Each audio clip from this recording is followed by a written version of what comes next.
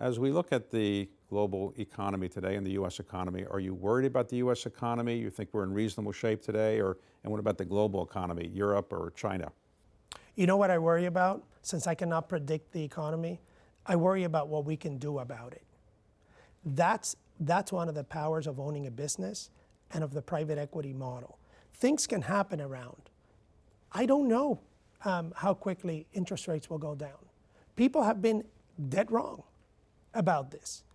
Bookings at our companies, we have about 25 billion of revenues coming from our companies. They have been stable for the last 5 quarters.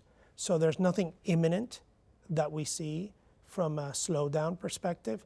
But what I worry about is predicting or planning for the worst so that your companies and your business can be prepared to absorb those shocks.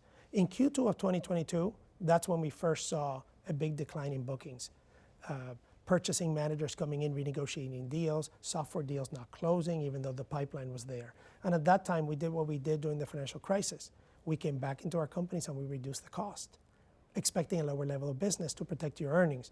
Those are some of the things that our industry can do and that we do as we worry about other factors that we can control. So if interest rates go down as is expected sometime this year, will that help your business or does it make that much difference? It doesn't really make that much difference. It goes back to your point about how buyouts have changed so much, especially in the software space, where you have 5 turns of revenue equity on the deal and 2 turns of debt.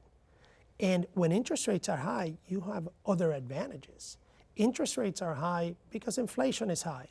That means that the products you're selling to your customers, which are productivity enhancing, are worth a lot more. And you can participate in that value through pricing with your customers. When interest rates are high, the add-on acquisitions that your companies can pursue may be cheaper, especially if they're not that well run, and you capitalize on that opportunity. So it really, really, really is a wash. So during COVID, you could raise money pretty much sitting in front of a TV screen because you weren't expected to travel. Now, people expect you to travel again. So how much of your time are you spending on the road, either looking for deals or raising money, and how much of your time are you spending sitting in investment committees saying do this deal or don't do this deal? I spend about 70% of my time on what matters to the performance of our investors. And those are 2 things: helping our team buy more great software companies and helping our team operate those companies to success. Those are the 2 things. Young people in our firm especially are very interested in what our mission is. We sit them down, especially those that have just come in, and we say the following is our mission. People give us money in order for us to produce relatively high and consistent returns. And that's our mission. That's what we spend our time doing.